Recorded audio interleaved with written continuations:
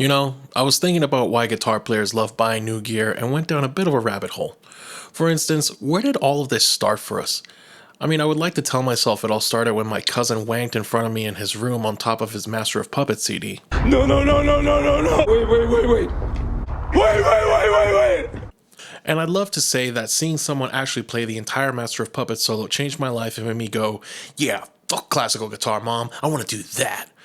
But that was just a spark. In all honesty, as much as I hate to admit it, it all started simple. Really simple. With this. So strap on your guitar and slide into your favorite place of comfort, turn up your PV Rage and plug that sweet Digitech RP50, or RP80 for us boutique players, and let's get this stroll down memory lane started.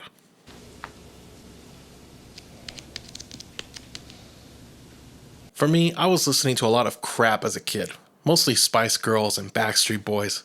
Yeah, I said it, and I'm not ashamed to admit I still pop those songs on from time to time for the sheer 90s nostalgia that brings me back to a time before kids would think I was a pole smoker just because I liked hooks like Looking back on the things I've done. That's not how you do. Dude, what are you? Don't finish. I was trying to be someone. You never finish. Dude, that's disgusting. I played my part.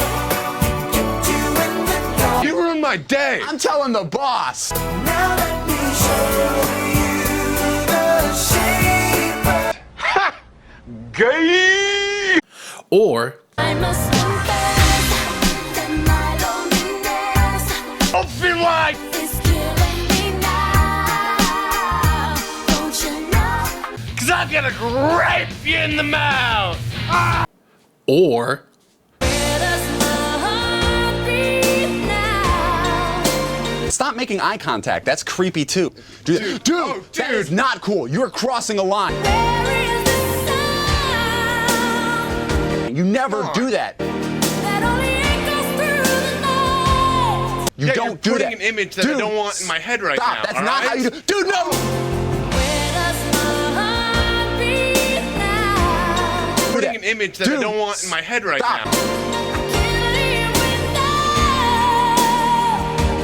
without feeling it inside. or even I need some love like I never needed love before.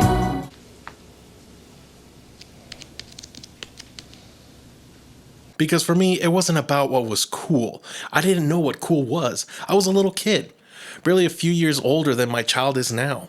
The memories were shaped by the songs, but eventually things changed when a certain Journey Greatest Hits record landed on my CD player.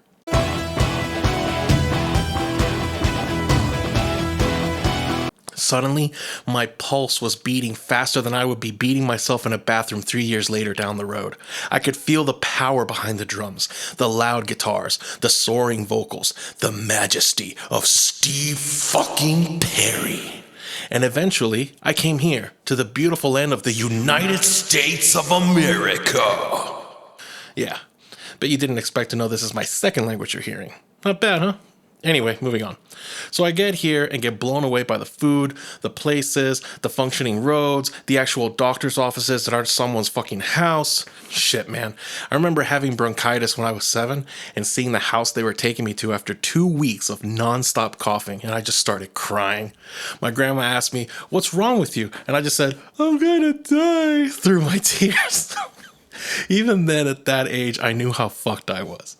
Anyway, so I was blown away by this country and also had my dreams shattered when I realized that I'm not Corey Matthews, this isn't Boy Meets World, and I will never have Topanga as my hot little college squeeze. Do you think I'm attractive?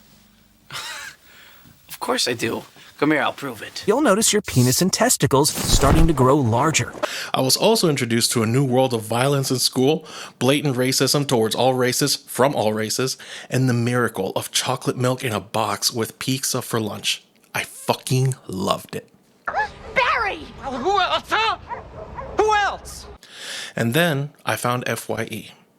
For all of you uncultured swine out there, FYE was a watering hole of music in the safari of culture that made up our malls in 2001. You would walk in, find a CD you wanted to check out, scan it at a listening station, put on the headphones, catch some lice, and listen to 30-second previews of the songs on the CD. It was there that my life changed forever. No, really. You'd think seeing my cousin wank away to Master of Puppets, He's going to what them in the mouth? He's gonna grape him. or not dying from bronchitis would have been it.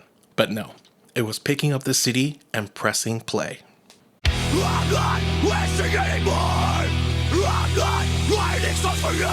That was it. I knew what had to happen. I had to take my retarded Eminem show CD and burn it in effigy, a symbolic death to who I once was. What the hell are you doing? Breathing deep the darkness that envelops my soul. I was a child and I thought as a child, but now I was a man and I wanted to fucking rock. So I got myself a $100 guitar starter pack and it was perfect. I had a Silvertone Stratocaster with a 10-watt practice amp, and most importantly, I had a Rock House DVD that taught me how to play the intro to Crazy Train.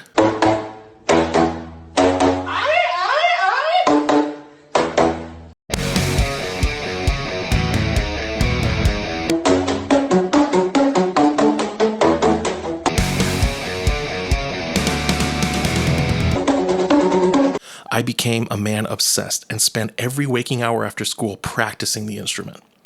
My grandfather came to visit me after I had started playing and gifted me this, an Orion stereo chorus. I didn't like that it barely changed my sound unless I cranked the rate, and I didn't like that shaky sound, but I loved my grandpa, so I tried it. It became one of my favorite pedals later on. Eventually, for Christmas, I got a Digitech RP80 and a whole world opened up for me. I had presets for a clean and a distorted tone. I even had a wah pedal built into it.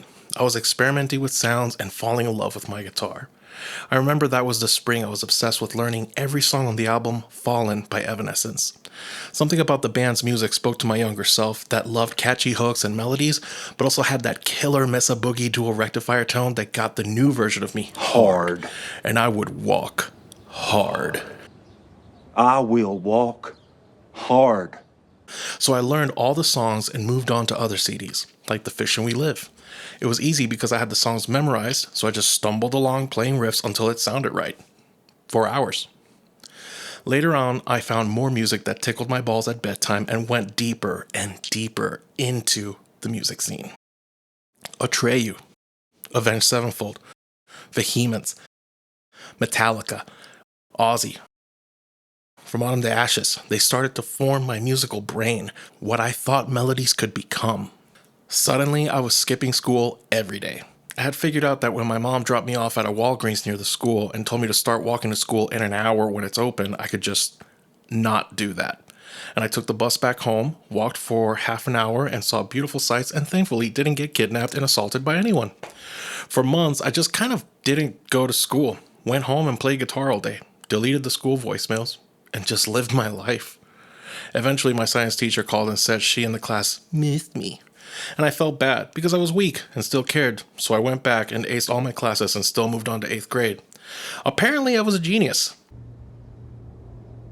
Sheer fucking hubris. But super fucking bored and sick of all these kids constantly fighting each other because they were or weren't black or white enough or whatever. By the time I got to 8th grade, I had myself a Boss Metal Zone, and I thought I had the world by the cock and balls. By the time I went to high school, I had a band, and I loved playing every weekend with my friends. All I had at the time was a Behringer 2x12 solid-state combo and a Digitech Bad Monkey. I used the channel switcher on the amp and the built-in effects in the amp. That was it. That was all I had. An Ibanez RG350DX in white, a white coffin case because metal, and my shitty amp and pedal. And I was happy. I loved what we were doing. Eventually, I started getting more pedals, trying out new amps, got myself a top-of-the-line Line 6 Spider because it was the best thing in the world, of course. But I didn't get the combo. I had a Behringer 4x12 cab and a Spider head. Why? Because my other guitar player in the band had a 60-watt Spider that drowned me out, and fuck him and his Albanian bullshit. You heard me, Evie. Fuck you. Anyway, so I showed up to practice one day and was like, check out this shit, bro. And he was so pissed. Then he got an Ibanez Tone Blaster half stack to fuck me over, and then we started getting new guitars, and he got a Randy Rhoads Jackson, and on it went. By the time I graduated high school with a 1350 on my SATs at age 16, because I'm a fucking genius, He can do that? He is the smartest man in the universe. I had an LTD F250, a Crank Revolution half stack, and a Boss DD6 delay with an Ibanez tube screamer and a Dimebag wah from hell, as well as a Boss noise gate. That was my rig, and I loved it. Eventually, around age 21, I got a job at Guitar Center and did that for 5 years and learned way more than I needed to about pedals, amps, guitars, and pro audio gear. I was their top salesman for 6 months at one point, and I loved what I did. I taught the Saturday recording lessons, I set up studios all over town for cash, I set up churches, the works. I left that place with a lot of useful knowledge that unfortunately made me buy way too much shit. Fast forward to now in my 30s, I've sold a good amount of my gear. I went from this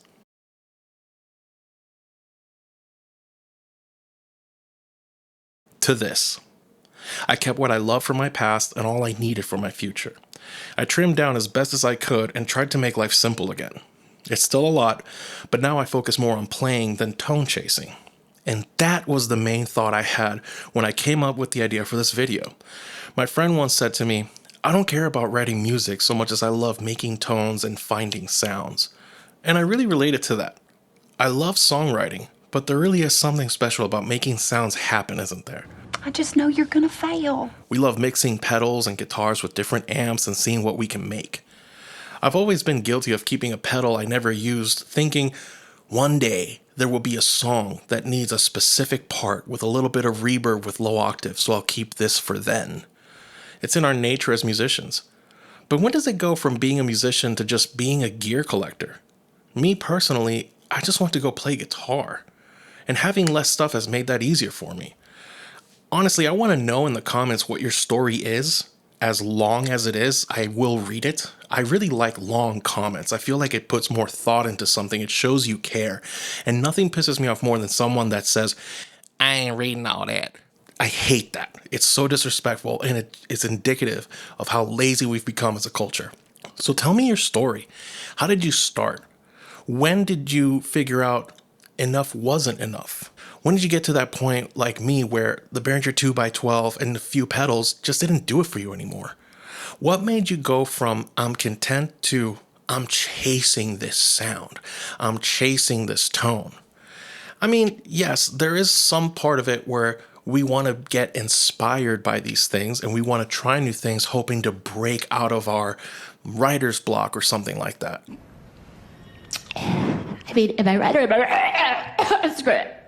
I totally get that. But do you ever think we're just buying stuff and not really using it to its potential? I look at certain guitar players that can point to a pedal on their pedal board and they know everything about it and they use it to the max. And then I look at my board and I'm like, can I do that? Can I honestly say I use everything I have at my disposal the best way that I can? So tell me your story. Tell me what it is about pedals and gear that gets you excited. What got you started in this? I'd love to know. And maybe we can grow together as a community and understand each other, and maybe we can finally put an end to the endless gear acquisition syndrome. Anyway, thanks for listening. Go play guitar.